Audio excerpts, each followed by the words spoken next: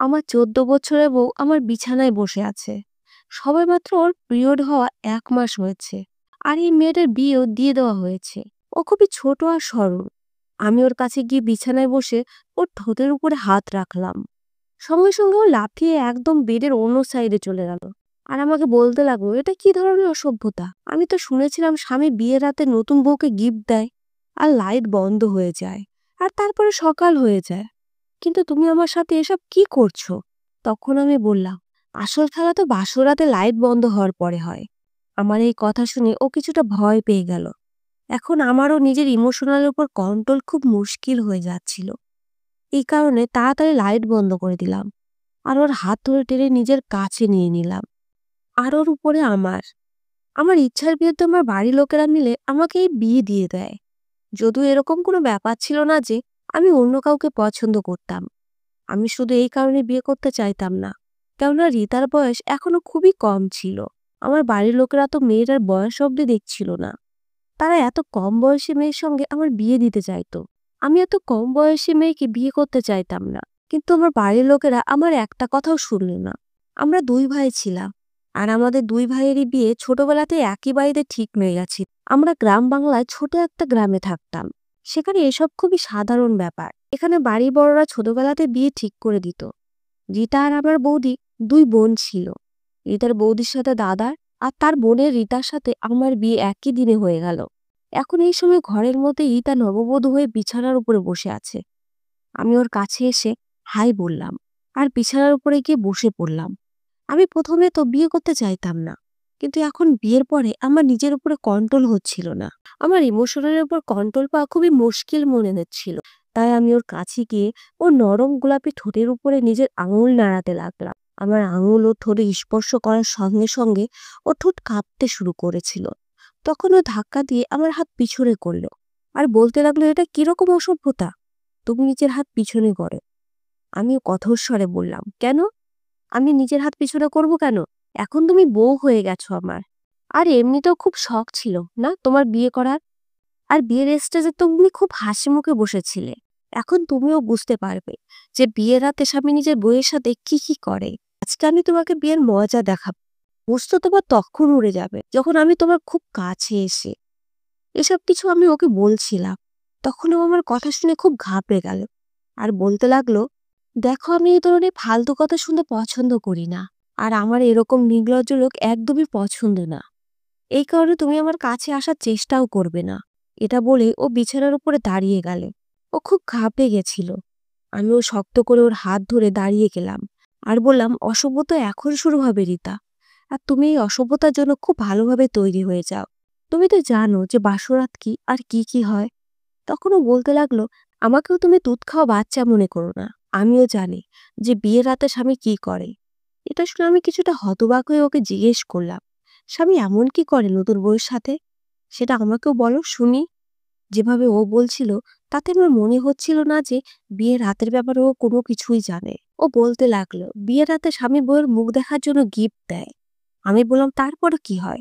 তখন ও বলতে লাগলো, তারপর স্বামী একটা লম্বা লেকচার শোনায় যে আমার বাবা মায়ের খুব খেয়াল রাখতে হবে, তাদের খুব সেবা যত্ন করতে হবে আর তাদের সমস্ত আদেশ মেনে চলতে হবে, ইত্যাদি ইত্যাদি।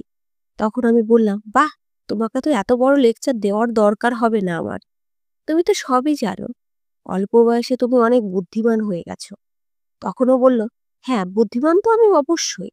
আর আমি এটাও জানি যে শাশুড় শ্বশুরীকে কিভাবে নিজের কন্ট্রোলে আনতে হবে। ওর এসব কথা শুনে তো আমি হতবাক হয়ে গেলাম। আর হতবাক চোখে ওর দিকে তাকিয়ে দেখতে লাগলাম। তারপরে ওর এই কথার উপরে আমি মাথা নাড়িয়ে দিলাম আর ওকে বলতে লাগলাম, আচ্ছা চলো, তাহলে তুমি সবকিছুই জানো, কিন্তু তারপরে কি হয়? তখনও বলতে লাগলো, লাইট বন্ধ হয়ে যায় আর সকাল হয়ে যায়, ব্যাস এটাই। ব্যাস এতটাই আমি আমার বান্ধবীর কাছে শুনেছি। ওর কথা শুনে আমি মনে মনে খুব হাসছিলাম। তারপর আমি ওর হাত ধরে নিজের কাছে টেনে নিলাম আর ওকে বললাম, আসল খেলাতে লাইট বন্ধ হওয়ার পরেই শুরু হয়। আমি ওকে আরো বেশি ভয় পাওয়াতে চাইতাম। এই কারণে নিজের শক্ত হাত ওর পুরো শরীরে ঘোরাতে লাগলাম। আমার হাত নিজের শরীরের উপরে অনুভব করে ও কিছুটা ঘাবড়ে গেল আর আমার কথা শুনে হতবাক হয়ে গেল। এরপর আমি ওকে বললাম, তুমি নিজের কাপড় চেঞ্জ করো তো, আমার ছোট্ট জানেমান। তারপরে তোমাকে সবকিছু বলছি। আমি ওর গলার উপরে হালকা করে চিমটি কেটে এই কথাগুলো বললাম। এ কথা শুনে রিতা ঘাবড়ে গেছিল। এরপর আমি ওকে আলমারি থেকে একটা নাইট ড্রেস বের করে দিলাম আর বললাম, এটা পরে নাও। ও ড্রেসটা নিয়ে বাথরুমে চলে গেল।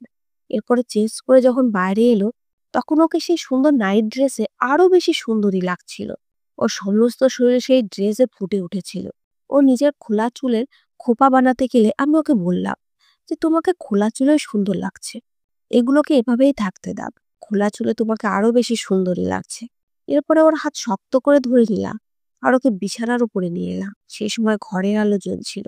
আমি বললাম, মিস রিতা, তুমি এখন রেডি হয়ে যাও, কেননা আসল খেলা তো এখন শুরু হতে চলেছে।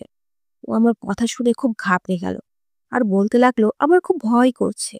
তুমি আমাকে এখন থেকে কেন এত ভয় পাওয়াচ্ছ? আমি বললাম, আমি তো এখনো কিছু করিনি, তাতেই তুমি এত ভয় পাচ্ছ? যখন তোমার সাথে সেই সব কিছু করবো, তখন তোমার অবস্থা কি হবে? তখন তো তোমার সারা দুনিয়া ঘুরতে থাকবে। বিয়ে কি বাচ্চাদের পুতুল খেলা নাকি? এতে অনেক কিছু সহ্য করতে হয় একটা মেয়েকে। আমি ওকে ভরসা দেওয়ার বদলে ভয় পাওয়াতে চাইতাম। আমি ওকে বিবাহিত সম্পর্কের ব্যাপারে খুব বেশি ভয় দিতে চাইতাম, যাতে রিতা নামে এই মেয়েটি বিবাহিত জীবনে এতটা ভয় পেয়ে যাবে যাতে সংসার করতে না পারে। আর আমি নিজের বাড়ির লোকেদের কাছে এটা প্রমাণ করতে পারি যে এক বাড়ি থেকে দুই বোনকে নিয়ে আসা তাদের ভুল সিদ্ধান্ত ছিল। ও খুব নার্ভাস ছিল, ওর মুখের হাব উড়ে গেছিল। ও বলতে লাগলো, না, লাইট বন্ধ করা যাবে না, আমি লাইট জ্বালিয়ে ঘুমাবো। আমি ওর দুই হাত ধরে নিলাম আর বললাম, এরকম তো হবে না জানে মন, লাইট তো বন্ধ করতেই হবে, তাই না? যাতে তুমি লাইট বন্ধ করার পিছনে কাহিনীও জানতে পারো। লাইট বন্ধ করে যে কি হয় বিয়ে রাতে লাইট বন্ধ করে? খুব শখ ছিল না তোমার ভালো ভালো কাপড় পরা, গয়না, মুখ দেখা দামি গিফটে? এইসব জিনিস দেখতে খুব ভালো লাগে, তাই না? কিন্তু আসল সত্যিটা তো কিছুটা আলাদাই হয়। আর সেটা আমি তোমাকে আজকে বলবো। আমি লাইট বন্ধ করে দিলাম আর খুব শক্ত করে ওর হাত ধরলাম আর ওকে নিজের দিকে টেনে নিলাম। এরপরে যখন ওকে নিজের বুকে জড়িয়ে ধরলাম, তখন ও জোরে চিৎকার করে উঠল আর তাড়াতাড়ি করে আমার থেকে পিছনে সরে গেল আর বাল্ব অন করে দিল। এরপরে ও বলতে লাগলো, আমাকে নিজের দিদির কাছে যেতে হবে। ও খুবই ঘাবড়ে গেছিল, এখন তো কান্নাও করতে শুরু করেছিল। আমার উদ্দেশ্য সফল হয়ে গেছে। আমি তো ওকে ভয় পাওয়াতেই চাইতাম। আমি বললাম, চলো চলো, ঢং দেখিও না, শুয়ে পড়ো এখানে, না হলে তোমার সাথে জোর জবরদস্তিও করবো। এখন অব্দি আমি তোমার সাথে সুন্দর করে কথা বলেছি। যদিও আমি ওকে খুব শক্ত করে নিজের বুকে জড়িয়ে ধরেছিলাম।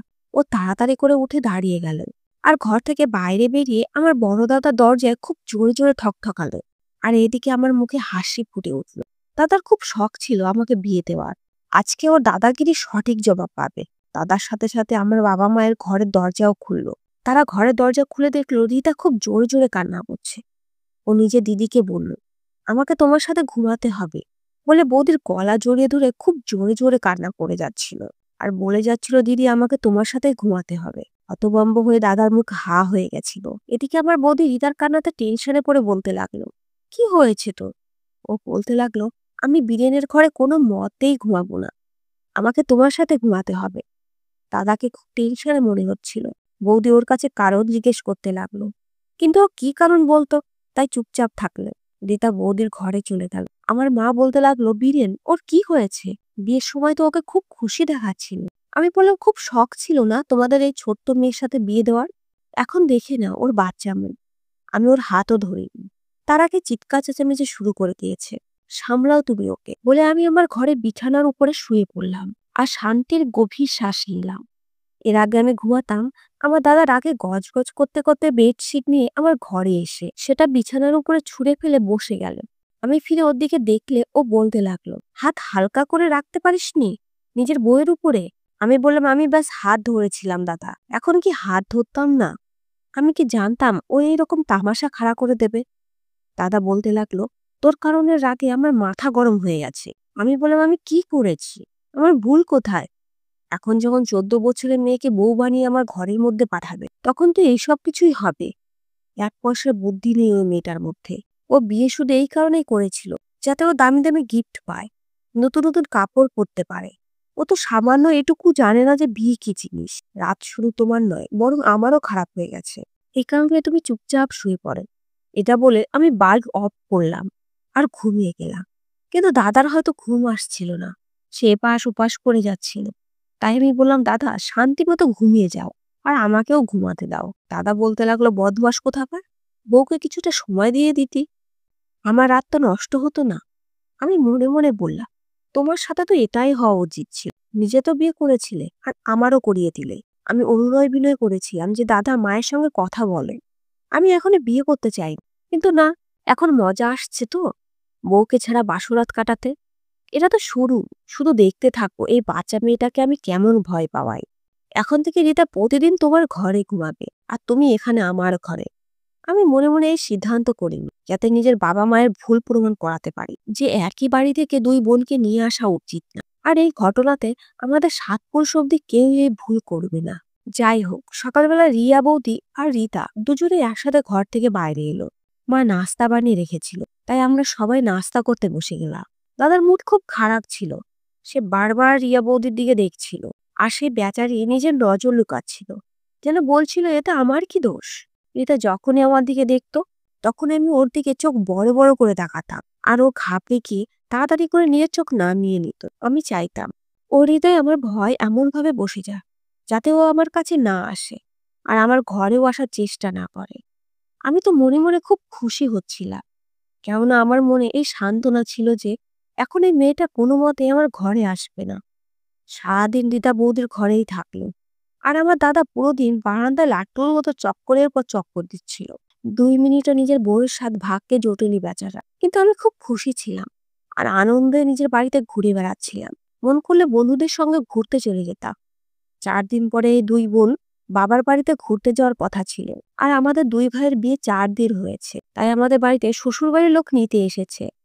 আজকে দাদা খুব ফিটফাট হয়ে বসেছিল, ওকে দেখে আমার হাসি থামছিল না। রিতা আমার পাশে বসেছিল আর আমি ওর হাত তুললাম আর জোরে করে চেপে দিয়ে ওর কানের কাছে মুখ এনে বললাম, এখন তো তুমি তোমার বাবার বাড়িতে যাচ্ছ, কিন্তু আমার থেকে পালিয়ে যাবেই বা কোথায়। এভাবেই কয়েকদিন কেটে গেল। আজকে আমরা দুই ভাই শ্বশুরবাড়িতে নিজের নিজের বউকে আনতে গেছিলাম। ফিরে আসার সময় আমি আবারও ওকে ভয় পাওয়াতে লাগলাম। আজকে তুমি কি করবে, কতক্ষণ অব্দি আমার থেকে বাঁচবে? আসতে তো তোমাকে আমার ঘরেই হবে, তাই না? আজকে তো তোমাকে এমনিতেও খুব সুন্দরী লাগছে। আজকে সত্যি সত্যি আমি তোমাকে কাঁচা খেয়ে ফেলবো। কিন্তু রিতা আজকে একদমই চুপচাপ গুমসুম হয়ে বসেছে। ও চঞ্চলা মন সেই এক রাতে শেষ হয়ে গেছিল। ও বারবার আমার হাত থেকে নিজের হাত ছাড়ানোর চেষ্টা করে যাচ্ছিল। তাই কিছু সময় করে আমি ওর হাত ছেড়ে দিলাম। এখন আমরা বাড়িতে পৌঁছে গেছি। দাদা বৌদিকে পরিষ্কার করে বলে দিল যে আজকে রাতে তাতে দরজা কেউ ভেঙে ফেলুক না কেন, দরজা খুলবে না। এই কারণে বৌদি রিতাকে বোঝাচ্ছিল, দেখ এরকম করে না। কিন্তু ও নিজের দিদির ২ হাত ধরে বারান্দায় বসে রইল আর বলতে লাগলো, আমি কোনো মতেই যাবো না ওর ঘরে। ওকে দেখে আমার খুব ভয় লাগে। বৌদি ওকে বোঝাতে লাগলো, কিছুই হবে না, ও তোকে ভালোবাসে, তোকে কিছুই করবে না। কিন্তু ও বলতে লাগলো, তুমি জানো না ও আমার সাথে কি সব করেছিল। বৌদি ওকে আস্তে আস্তে বোঝাচ্ছিল, যদি বিয়ের বন্ধনে স্বামী স্ত্রী একসাথে হয় তখন শরীর আর আত্মা এক হয়ে যায়। এতে ভয় পেয়ে ঘর থেকে বেরোনোর মতো কোনো ব্যাপারই থাকে না।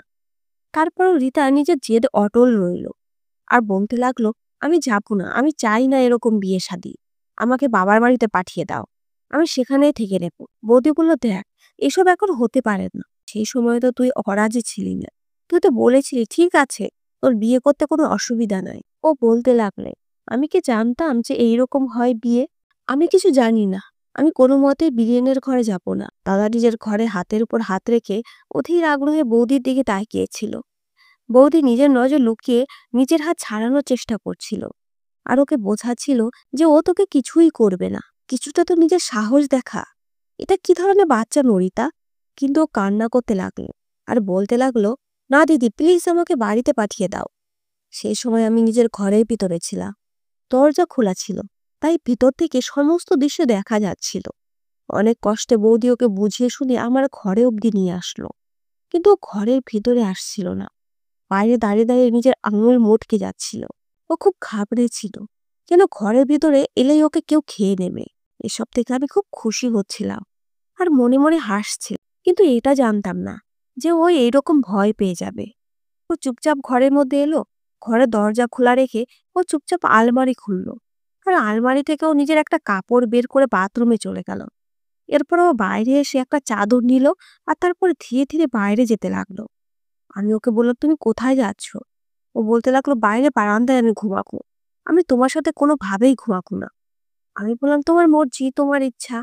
আচ্ছা, যাওয়ার সময় লাইটটা বন্ধ করে দিও। আর দরজা বন্ধ করে যেও। ঠিক আছে? ও তাড়াতাড়ি করে এসব করে বাইরে বেরিয়ে গেল। ও আমাকে কিছুই বলতো না। বেশিরভাগ সময় বৌদির সাথে ওর কেটে যেত। না হলে আমার মায়ের সাথে বসে গল্প সল্প করতে থাকতো আর হাসতে থাকতো। কিন্তু যখনই আমি অফিস থেকে আসতাম, তখনই আমাকে দেখে সাপ দেখার মতো ভয় জড়সড় হয়ে যেত। বৌদি তো রান্নাঘর সামলে নিয়েছিল, কিন্তু এই মহারানী রান্নাঘরে কোনো কাজ করতো না। ব্যাস, ওর একটাই কাজ ছিল, আমার মায়ের সাথে বসে কথা বলতো আর হাসতো। বাবা ওর গল্প শুনে খুব খুশি হতো। যখন সবাই ঘুমিয়ে যেত, তখন ও বারান্দার সোফার উপরে ঘুমিয়ে পড়ত। আর সকালে সবার ওঠার আগেই আমার ঘরের বাইরে থেকে চাদর ছুঁড়ে দিত, কিন্তু ঘরের ভেতরে আসতো না। এভাবেই মাসখানেক কেটে গেল। তখন একদিন বাবা বলল, আগে ধীরেন আর রিয়া হানিমুনে যাবে, যখন ওরা ফিরে আসবে তখন বীরেনকে পাঠিয়ে দেব। দাদার বৌদি তো খুব খুশি ছিল, কিন্তু রিতা খুবই উদাস হয়ে গেল। ও বলতে লাগলো, দিদি, তোমরা এখনই যাচ্ছ কেন? আর যদি যাচ্ছই তাহলে আমাকেও তোমাদের সাথে নিয়ে চলো। আমিও তোমাদের সাথে ঘুরে চলে আসব। আমি বীরেনের সাথে যেতে চাই না। বৌদি ওকে বুঝিয়ে শুনে হানিমুনে চলে গেল। দাদা চলে গেলে রিতা দাদার ঘরে গিয়ে ঘুমাতো। কিন্তু এখন আমার কিছু হতে শুরু করে। আমি বাবা আর দাদাদের জোর জবরদস্তি বিয়ে করেছিলাম। এ কারণে আমি আমার বউয়ের সাথে প্রথম প্রথম এইসব কিছু করে দিয়েছিলাম। কিন্তু এখন হৃদয় করতো যে ও আমার ঘরে আসুক আর আমার সাথে কথা বলুক। এখন আমার আবেগ আমাকে বিরক্ত করতে শুরু করেছে। কিন্তু যেভাবে আমি ওকে ভয় পাইয়েছি, তাতে ও তো আমাকে দেখেই ভয় পেয়ে যায়। এক রাতে আমার ঘুম আসছিল না। ভাবলাম রিতার কাছে নিজের কৃতকর্মের জন্য ক্ষমা চাওয়া উচিত, আর ওকে নিজের ঘরে নিয়ে আসা উচিত। ওকে ভালোবেসে সেই সবকিছু দেওয়া উচিত যেটা ওর অধিকার। আমিও কতদিন অব্দি ওর থেকে এইভাবে দূরে থাকতে পারতাম। যা হওয়ার ছিল সে তো হয়েই গেছে। এসব ভেবে আমি আমার ঘর থেকে বাইরে এলাম আর দাদার ঘরে দরজার কাছে গেলাম। দরজা খুলছিল না, তাই আমি হালকা নক করলাম, কিন্তু ভিতরে একদম নিশ্চুপ ছিল। আমি আবার হালকা দরজা বাজালাম, কিন্তু ভিতর থেকে কোনো রেসপন্স হলো না। তাই আমি জানলা সামান্য খুলে দিলাম। ভিতরে উকি দিয়ে দেখলাম রিতা নিশ্চিন্ত হয়ে ঘুমাচ্ছে। ওর চুল হাওয়াতে মুখের উপরে ছড়িয়েছিল। সেটা দেখে আমার আবেগ বেড়ে যাচ্ছিল আর আমার নজর বদলাতে শুরু করেছিল। আমি ভাবলাম, ব্যাস, অনেক হয়েছে। এখন এসব শেষ করে নিতে হবে। আর আমিও দাদার মতো নিজের বিবাহিত জীবন কাটাবো। দাদাদের যাওয়া সবে মাত্র 8 দিন হয়েছে, আর 7 দিন তারপরে আমাকে রিতার সাথে যেতে হবে। তাই আমি চাইতাম সেখানে যাওয়ার আগে আমি রিতার সাথে বন্ধুত্ব করে নিই। তাই আমি ওকে ধীরে ধীরে আওয়াজ দিলাম, কিন্তু ও গভীর ঘুমে ঘুমাচ্ছিল। আর বাড়ির জানলাও এত বড় ছিল না যে আমি সেই জানলার ভেতর দিয়ে গিয়ে ওকে জাগাতে পারতাম। এই কারণে আমি জানলার কাজ ঠক ঠক করলাম। আমার এই ভয়ও ছিল যে আমার আওয়াজ মা বাবার ঘরে না চলে যায়। অনেকক্ষণ পরে খুব কষ্টে হোক না কেন ও নিজের চোখ খুলল, আর আমাকে জানলার পাশে দেখে সেখানে এসে আমাকে বলতে লাগলো, কি হয়েছে? আমি বললাম, কি রোজ রোজ তামাশা বানিয়ে নিয়েছো, চলো নিজের ঘরে এসো। কথা শুনে ও ঘাবড়ে গেল আর আমাকে বলতে লাগলো, আমি এখানেই ঠিক আছি। আমি বললাম, আচ্ছা রিতা, আই এম সরি, আর আমি তোমার সাথে কোনো খারাপ ব্যবহার করব না। ব্যাস, তুমি আমার সাথে ঘরে চলে এসো। কিন্তু ও নাতে মাথা নাড়াতে লাগলো আর বলতে লাগলো, না। নিজের ঘরের মধ্যে এসে আমি ভাবতে লাগলাম, নিজের পায়ের উপরে কুড়াল তো আমি নিজেই মেরে নিয়েছি। ও ঘরের দরজার জানলা সবকিছু বন্ধ করে ঘুমাতো। খাবার তো ওকে টেবিলে বসে আমার সাথেই খেতে হতো, কিন্তু তখন বাবা মাও সামনে বসে থাকতো। যখন ও খাবার খাওয়ার জন্য বসলো, আমি পাশের চেয়ারে বসে গেলাম। যখন বৌদি ছিল, তখন সে ওর পাশে বসতো। আমি আমার পা ওর পায়ের ওপরে রেখে দিলাম। ও ছটফট করে উঠলে বাকি সবাই ওর দিকে দেখতে লাগলো। আমিও এক নজর ওর দিকে দিলাম। ও আমার পায়ের নিচ থেকে নিজের পা সরানোর চেষ্টা করছে, কিন্তু ওরে এরকম ছটফট করার পরেও আমি আমার পা সরাইনি, বরং রেগে গিয়ে আরো জোরে চেপে ধরতে শুরু করেছিলাম। পায়ের আঙুল ওর পা হয়ে উপরের দিকে নিয়ে যেতে শুরু করলাম। ও নিজের পা পিছনে পড়তো, আমি আবারও ওর পায়ের কাছে পা নিয়ে যেতাম। ও এমন নার্ভাস হয়ে গেছিল যে ও খাবারও ঠিকভাবে খায়নি। যখন থেকে বৌদি গিয়েছে, সমস্ত কাজ ওর মাথার উপরে এসে গেছিল। ও মায়ের কাছে জিজ্ঞেস করে করে খাবার বানিয়ে নিত। রাতের বেলা বাবা মা বারান্দায় বসেছিল আর এটা রান্নাঘরে বাসন ধুচ্ছিল। আমি চুপচাপ রান্নাঘরে গিয়ে ফ্রিজের মধ্যে থেকে জলের বোতল বের করলাম আর গ্লাসে ঢালতে শুরু করলাম। ও বাসন ধুতে ব্যস্ত ছিল। জল খাওয়ার পরে আমি ওর পিছনে গিয়ে দাঁড়ালাম আর পিছন থেকে ওকে নিজের বুকে জড়িয়ে ধরলাম। ও খুব বাজেভাবে ভয় পেয়ে সাইডে সরে গেল। আমি ওর মুখে নিজের হাত চেপে ধরলাম আর ওকে নিজের বুকে জড়িয়ে ধরলাম। ও খুব বাজেভাবে ছটফট করছিল। পিছনে ফিরে দেখার চেষ্টা করছিল, কিন্তু আমি ওর কাঁধের উপরে নিজের মাথা রেখে বললাম, তুমি আমার থেকে পালিয়ে বেড়াও কেন? স্বামী হই আমি তোমার। ও বলতে লাগলো, বীরেন, আমাকে ছাড়ো প্লিজ। আমি বললাম, ভদ্রভাবে আজকে ঘরে চলে এসো। এমনিতেও কালকে বৌদি আর দাদা ফিরে আসছে। তারপরে তো তোমাকে আমার সাথে হানিমুনে যেতেই হবে। তখন সেখানে কি করবে? আজকে যদি তুমি আমার ঘরে না আসো, তাহলে কালকে তো তোমাকে আসতেই হবে। মনে রেখো, গুনে গুনে বদলা নেব তোমার থেকে। না জানি কেন আমি সবসময় ওর সাথে এই ধরনের ভয় পাওয়ার মতো কথা বলতাম। আমার এই কথা বলতেই ও চিৎকার করতে লাগলো। আমি তাড়াতাড়ি করে ওকে ছেড়ে দিলাম। মা বাবা দুজনে রান্নাঘরে এসে গেলেন। তারা বলতে লাগলো, কি হয়েছে? তখন আমি বললাম, আরশোলা। মা বললেন, কোথায়? আমি বললাম, এখনই সেলফের উপরে ছিল, না জানি কোথায় পালিয়ে গেছে। আমি বুঝে গেলাম রীতা আমার থেকে পিছন ছড়ানোর জন্য এসব করছে। তাই আমি রেগে নিজের ঘরে চলে গেলাম। পরের দিন দাদা বৌদি দুজনেই চলে এলো। এখন তো আমাদের বিয়ে 2 মাস পার হয়ে গেছে, কিন্তু রীতা যে কাপুতেই আসছিল না। দাদা বৌদি ফিরে এসেছিল, তাই ও বারান্দায় থাকতে গেল। তখন আমি ঘর থেকে বাইরে এসে ওর হাত ধরে পড়লাম, ভদ্রভাবে ঘরের মধ্যে চলো। ও বলতে লাগলো, আমি যাবো না। যদি তুমি জোর জবরদস্তি করো, তাহলে আমি চিৎকার করা শুরু করে দেবো। আমি বললাম, ঠিক আছে, ইচ্ছা মতো চিৎকার করো। এটা বলে ওর মুখের উপরে হাত রেখে দিলাম, আর জোর জবরদস্তি ওকে ঘরের মধ্যে নিয়ে এলাম। লাইট বন্ধ করে ওকে বিছানা অবধি নিয়ে এসেছিলাম। তখন দরজায় ঠকঠক আওয়াজ হলো। দাদা মায়ের দরজা ঠকঠকাচ্ছিল। মা দরজা খুলতেই ও বলতে লাগলো, রিয়ার শরীর খুব খারাপ। মা, এসে দেখো তো ওর কি হয়েছে। এতে হলো এটাই যে আমাকে রিতাকে ছাড়তে হলো। আরো তাড়াতাড়ি করে ঘর থেকে বাইরে বেরিয়ে গেল। বৌদির বমি হচ্ছিল, আর সে একদম নার্ভাস হয়ে পড়েছিল। আমার মা বলল, যাও গিয়ে লেবু শরবত বানিয়ে নিয়ে এসো। ও শরবত বানিয়ে এনে বৌদিকে খাওয়ালো। তারপরে সকালে তাকে ডক্টরের কাছে নিয়ে গেল। তখন জানতে পারলাম যে বৌদি প্রেগনেন্ট হয়ে গেছে। ডক্টর তাকে বেড রেস্টে থাকতে বলে দিল। এই খুশির খবরে আমি খুব খুশি ছিলাম যে চলো, কাকা হতে যাচ্ছি। এই কারণে আমাদের হানিমুনও ক্যান্সেল হয়ে গেল। এখন সমস্ত কাজের দায়িত্ব রিতার উপরে এসে গেছে। বৌদির ঘর অব্দি খাবার দিতে, বৌদিকে সামলাতে, কেননা বৌদির শরীর ঠিক থাকতো না। ওকে সারাদিন এই বাড়িতে লাট্টুর মতো ঘুরতে হতো। এখন তো আমার ওর উপরে দয়া আসতে শুরু করেছে, কেননা খুব কম বয়সে ওর উপরে অনেক বড় দায়িত্ব এসে পড়েছে। তার উপরে ওর প্রতি ব্যবহারও আমার ভালো ছিল না। বেচারি ক্লান্ত হয়ে পড়তো। তারপরও বেচারিকে সোফার উপরে ঘুমাতে হতো। এসব দেখে আমার নিজের উপরে খুব আফসোস হতো। তাই আমি ওকে একদিন বললাম, দেখো, আমি কিছুই করব না, তোমাকে হাত অব্দি লাগাবো না, কিন্তু প্লিজ তুমি বেডে এসে আরামে ঘুমিয়েছিও। ও বলতে লাগলো, লাইট তো বন্ধ করবে না। আমি বললাম, করবো না লাইট বন্ধ। একদিন আমি বললাম, তুমি আমার সঙ্গে বন্ধুত্ব করবে? ও বলতে লাগলো, না, আমি তোমার সঙ্গে বন্ধুত্ব করতে চাই না। তুমি একদমই ভালো মানুষ না। আমি বললাম, কেন? আমি কেন ভালো মানুষ না? এখন তো আমি তোমাকে হেল্প করি।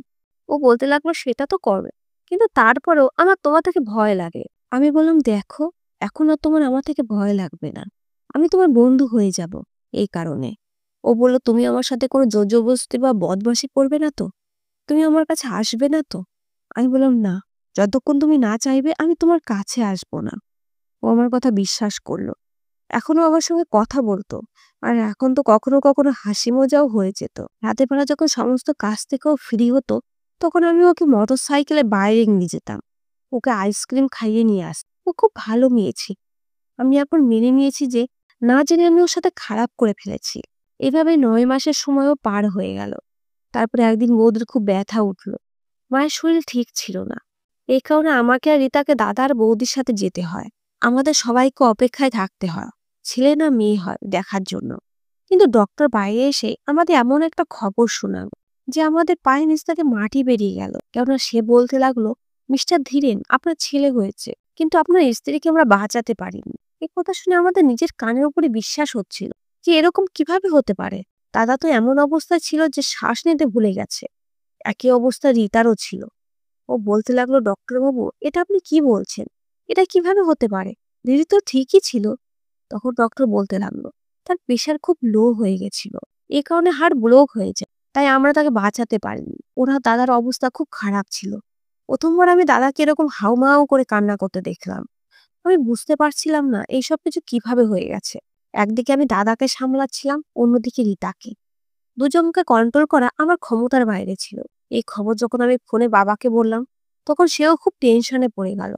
আর বাবা মা দুজনেই হাসপাতালে পৌঁছে গেল। এখন অব্দি বাচ্চা নার্সের কাছে ছিল, কারণ আমি তাদের দুজনকে সামলাতে ব্যস্ত ছিলাম। মা এলে রিতা মায়ের গলা জড়িয়ে ধরে কান্না করতে লাগলো। এই খবর যখন রিতার বাবার বাড়িতে গেল, তখন তাদের উপরে দুঃখের পাহাড় ভেঙে পড়েছিল। কিন্তু তাদের বাড়ির সমস্ত খুশি যেন শেষ হয়ে গেছিল। সেই ছোট বাচ্চাটাকে রিতা সামলাতে লাগলো। ও এখন একদমই চুপচাপ হয়ে থাকে। আগের মতো হাসি খুশি হয়ে কথা বলা যেন ভুলেই গেছিল।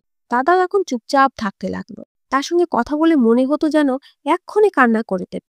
আমি একমাত্র ছিলাম যে দাদাকে সান্ত্বনা দিতাম। সেই ঘটনা 2 মাস হতে চলে, কিন্তু আমার মনে হতো যেন রিতা নিজের বয়সের থেকে অনেক বড় হয়ে গেছে। রাতের বেলা যখন ক্লান্ত হয়ে বিছানার উপরে এসে বসতো, তখনই বাচ্চাটা কান্না শুরু করে দিত। রিতা তাকে চুপ করাতে শুরু করতো।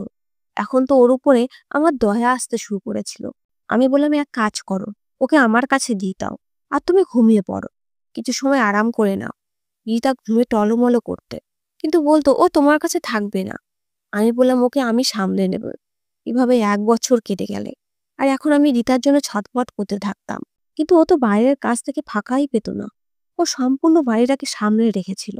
এই অবস্থায় রিতার বাবার বাড়ি থেকে আর একটা দুর্ঘটনা এসে পড়লো। ওর বড় জামাইবাবু গাড়ি অ্যাক্সিডেন্ট করে মারা গেল। 1 বছরের মধ্যে রিতার বাবার বাড়িতে দুটোর মৃত্যু হয়েছিল। তাই এরা তারা কেউ সহ্য করতে পারছিল না। কয়েক মাস পরে রিতার বড় দিদিকে তার শ্বশুরবাড়ির লোকেরা বাবার বাড়িতে পাঠিয়ে দেয়, আর বলে আমরা এর খরচ উঠাতে পারবো না। এর কয়েক মাস পরে আমার বাবার বাড়ির সমস্ত লোক আর রিতার বাড়ির সমস্ত লোক একসাথে হয়েছিল, আর দাদার বিয়ে রিতার বিধবা দিদির সাথে দিয়ে দেওয়া হলো।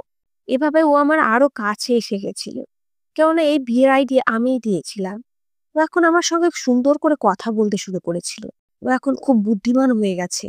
এটা এখন আমার অনুভূতিকেও বুঝতে শুরু করেছে। ও আমার সঙ্গে ভালোভাবে কথাও বলতে শুরু করেছিল। এভাবে আমাদের দুজনে একদিন মিলন হলো।